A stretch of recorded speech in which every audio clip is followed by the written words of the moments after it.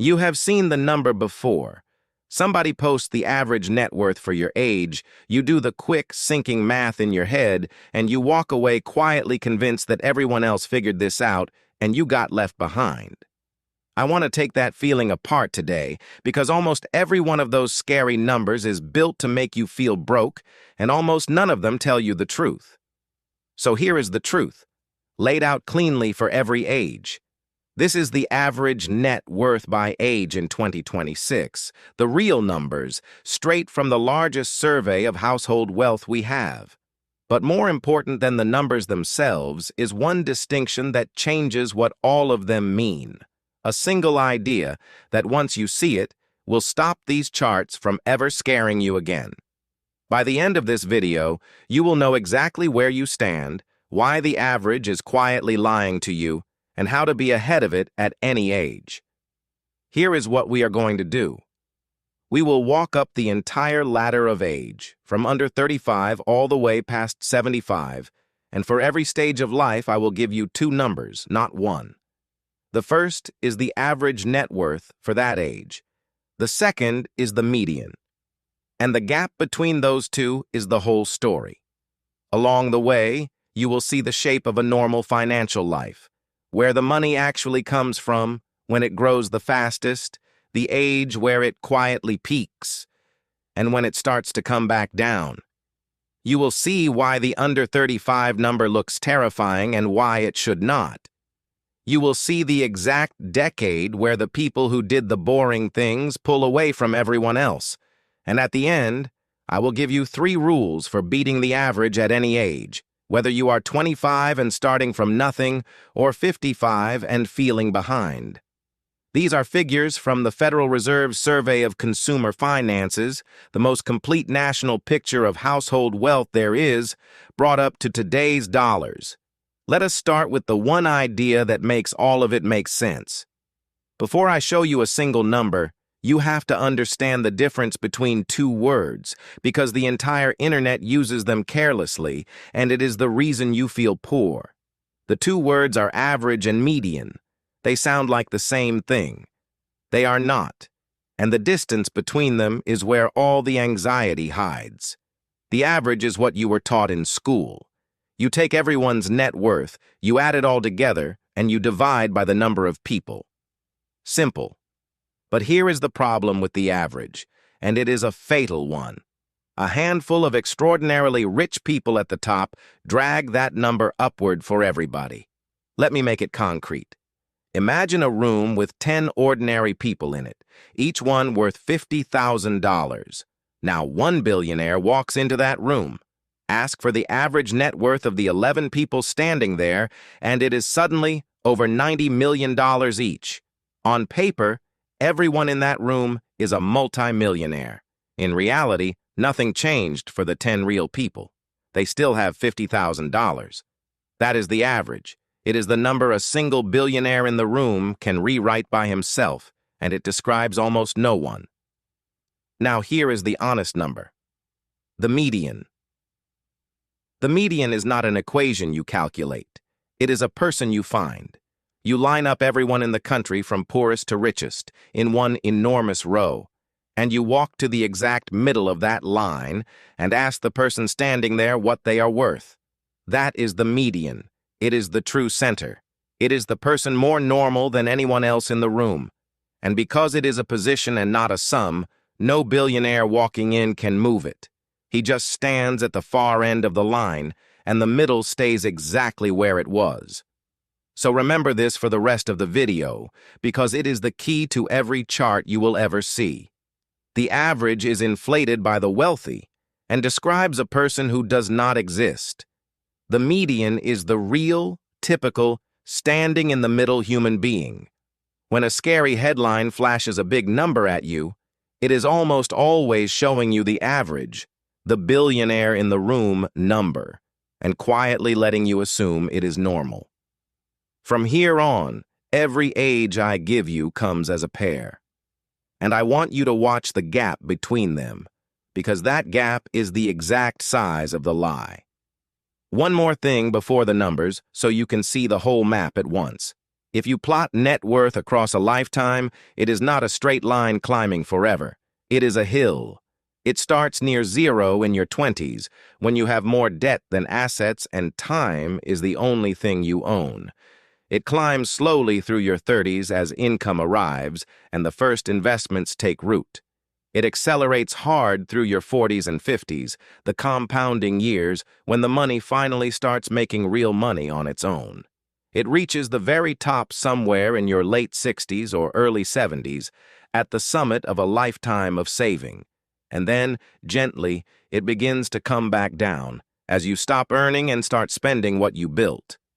That is the arc of a normal financial life: a slow climb, a fast middle, a peak, and a graceful descent. Keep that hill in your mind as we climb it together, one decade at a time. We start at the bottom. Under 35. This is where almost everyone watching starts, and it is where the numbers look the most frightening and matter the least. The average net worth for households under 35 is around $183,000, and if that number just made your stomach drop, good, because I am about to hand you the antidote. The median, the real person standing in the middle, is only about $39,000. Look at that gap. The average is nearly 5 times the median. This is the widest distortion on the entire chart, and there is a clean reason for it. Under 35 is where you find the young founder who sold a company, the 28-year-old with family money, the rare early winner, and those few enormous numbers yank the average up into 6 figures while the typical young person sits far below it. So when someone your age posts that the average is 180 grand and asks why you are not there yet, understand what actually happened. A small number of outliers wrote a check your whole generation is being asked to cash. Here is the real story of being under 35. Many people in this group have a negative net worth, and that is not failure. It is arithmetic. Student loans, a car loan, the first credit cards, all landing before the salary has had time to grow. If you owe more than you own right now, you are not behind the pack. You are standing in the middle of it. The typical young household is barely above the starting line, and the starting line is exactly where you are supposed to be. But this is also the most important decade on the entire chart, and it has nothing to do with the size of your number. It is about time. The person who starts investing even a little at 25 into boring, broad index funds is handing money to the one force that does the heavy lifting for the rest of their life: compounding. At this age, you do not have much money, but you own something the 60-year-old would trade a fortune for and can never buy back: decades. The number in this bracket is small for everyone. What separates the future rich from the future broke is not the balance today. It is whether they started the clock. 35 to 44. This is where a financial life stops being theoretical and the first real separation begins. The average net worth climbs to around $549,000.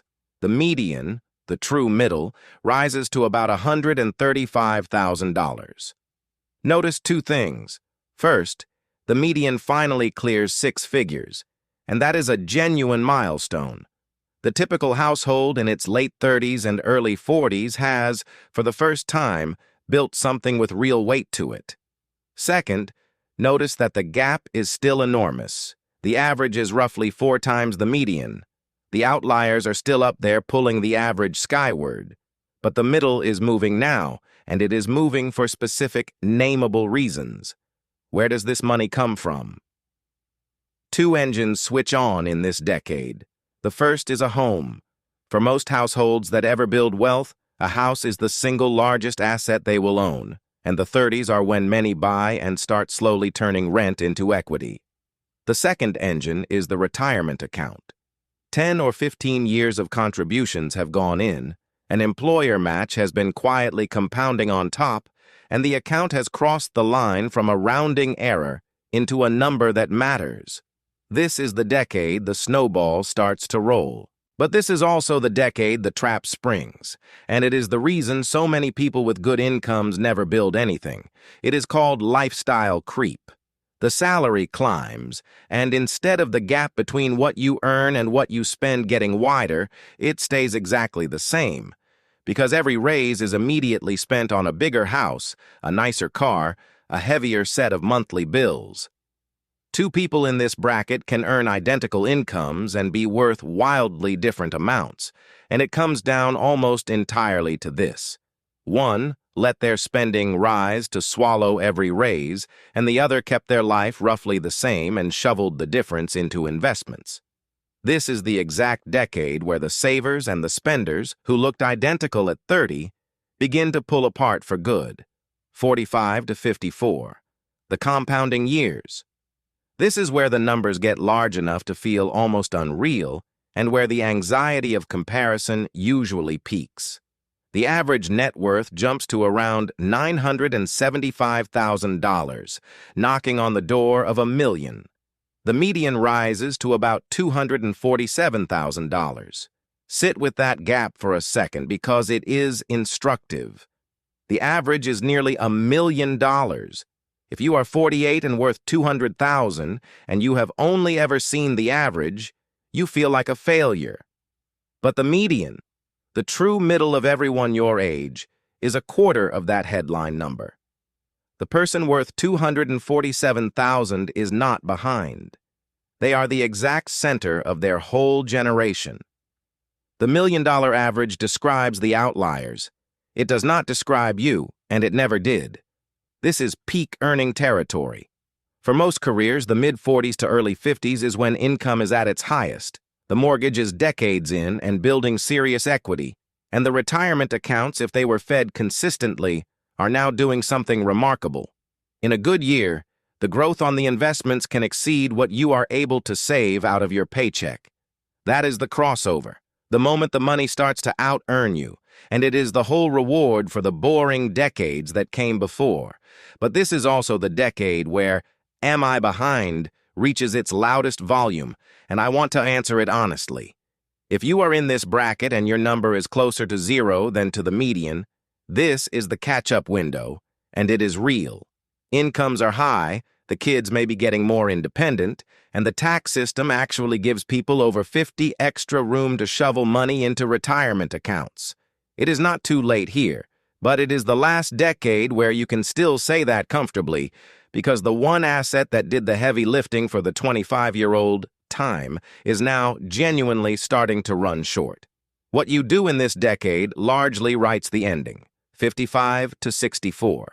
The reckoning decade, the last stretch before retirement, where the abstract question of "how am I doing" turns into a concrete, dated question.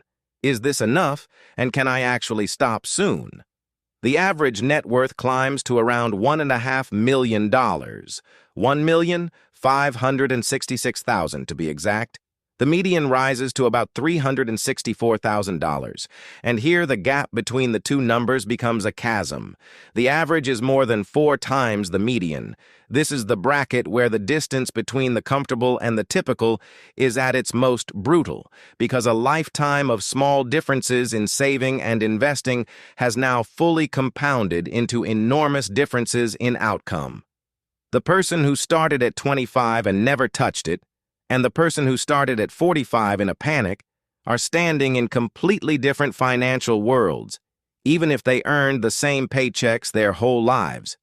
This is also the decade you run the most important piece of math you will ever do, so let me hand it to you now. It is the 25 times rule, the mirror image of the 4% rule this channel talks about constantly. Take the annual income you want in retirement and multiply it by 25. That is roughly the number you need invested to fund it, drawing about 4% a year without running out. Want $50,000 a year from your portfolio on top of Social Security? You need around $1.25 million. Want $80,000? $2 million. Run that number against where you actually are, and this decade stops being about comparison to strangers on the internet and starts being about one specific, honest question: what do I need? And how do I close the distance in the years I have left? Look at the median again, $364,000. And then look at what the 25 times rule demands, and you understand the quiet retirement crisis behind these cheerful averages. A large share of people approaching retirement have saved a fraction of what they will need. The average makes it look like this age group is set. The median tells you the truth. Most are not at the number, and the 10 years inside this bracket are the last best chance to change that ending. 65 to 74. The summit. If you look back at that hill I asked you to picture, this is the very top of it, the peak of a lifetime of building. The average net worth reaches its highest point of the entire chart, around $1,795,000. The median peaks, too, at about $410,000. This is the highest the typical household's wealth will ever be, and it is worth pausing on why. These are the years when the working life is ending, but the spending down has barely begun, so the number sits at its maximum. Decades of compounding have finished their work, the mortgage is often finally gone, and the portfolio has not yet been meaningfully drawn upon. It is the financial high water mark of a whole life. But something fundamental changes here, and it flips everything the earlier decades were about. For your entire life up to this point, the game was accumulation. Pile it higher, grow the number, feed the machine. In this bracket, the game quietly inverts into something most people are never taught how to do: decumulation, spending it down. After 40 years of the discipline of saving, you now have to learn the opposite and much harder discipline of allowing yourself to spend, of turning a lifetime of net worth back into an actual life. The paycheck stops, and the portfolio, plus Social Security, becomes the paycheck. The 4% you drew on paper for years is now the real money that buys the groceries. And notice one final time the honesty in the gap.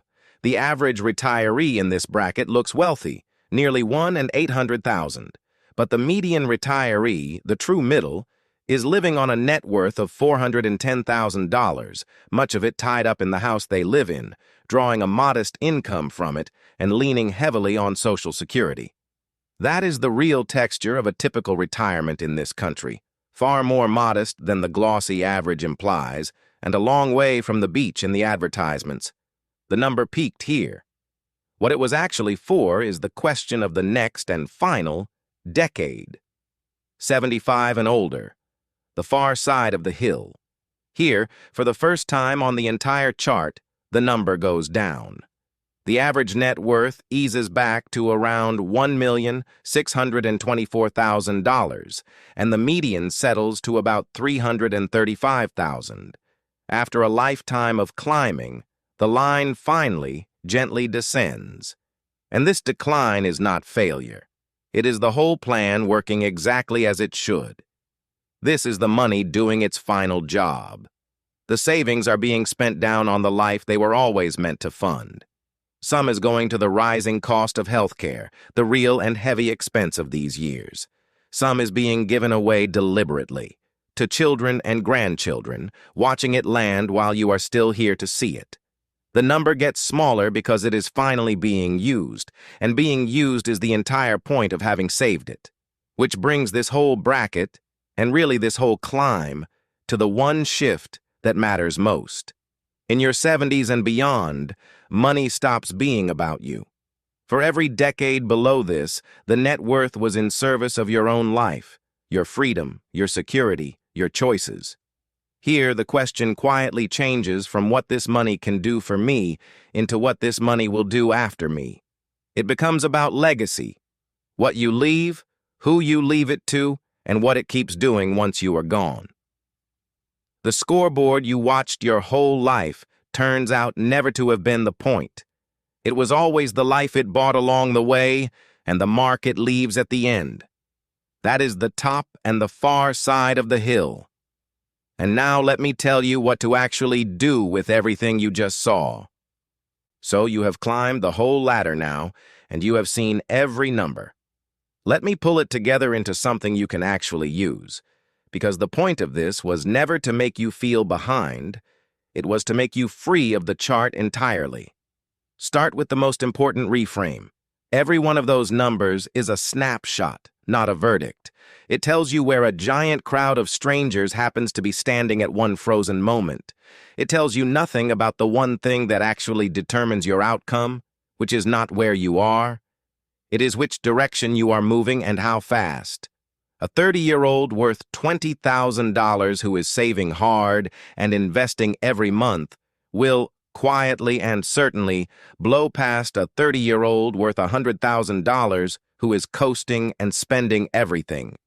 The snapshot flatters the second person. The trajectory belongs entirely to the first. Your slope matters infinitely more than your position. Which is why the only comparison that means anything is you against your own past self. Are you worth more than you were a year ago? Is the gap between what you earn and what you spend getting wider? Is money being invested every single month automatically, whether you feel like it or not? Those questions have real answers, and the answers are entirely within your control. The average net worth of a stranger your age is not something you can control, cannot be changed by anything you do today, and describes a person who probably does not even exist. Stop racing a ghost. And here is the genuinely liberating part, the thing this whole video was built to hand you. Beating the median, being ahead of the typical person your age, does not require a windfall, an inheritance, or a lucky bet on the right stock. It requires doing a few boring things that the outliers at the top of the average did not do anything smarter than. Spend less than you earn and widen that gap over time. Invest the difference into broad, low-cost index funds relentlessly and automatically. Start as early as you possibly can, because time is the one ingredient you cannot buy back later. Own assets, a home, shares of the whole market, instead of a garage full of liabilities, and refuse to let lifestyle creep eat every raise you ever get. That is the entire recipe. It is not exciting, and it is not a secret, and it will put you ahead of the median at any age you start. Because remember what the average actually is. That inflated number is dragged upward by outliers, yes. But the median, the typical person you are quietly being compared to, includes everyone who never learned any of this. It includes the person who never invested a dollar, who spent every raise, who carried high-interest debt for decades, who started at 50 in a panic. The middle of the pack is not a high bar. It is beatable with nothing more than consistency and time. You do not need to be exceptional to be ahead of the average. You just need to be deliberate while most people are not. So here are the 3 rules to carry out of this video. Rule 1. Compare yourself to your own past self, never to the average. The average is a distorted snapshot of a person who does not exist. Rule 2. Beat the median with the boring things. Save the gap, invest it automatically into index funds, start now, and never let your spending swallow your raises. And Rule 3, the one that outranks all of it. Remember that the number was always a tool, never a scoreboard. The entire point of building it is the life it lets you live and the freedom it buys back. Not a bigger figure than the stranger next to you. Get that right, and you have already won, no matter what bracket you are standing in today. So tell me in the comments, for your age, are you above the average, above the median, or building your way there? Wherever you are on the hill, the next dollar you invest moves you up it. If this cleared the fog for you, there is a community of people doing exactly this in the link below, and a lot more of this ladder to climb on the channel. This is education, not financial advice. And next time I will show you the exact net worth that puts you in the top 10% at every single age. The real finish line hiding behind these averages. I will see you there.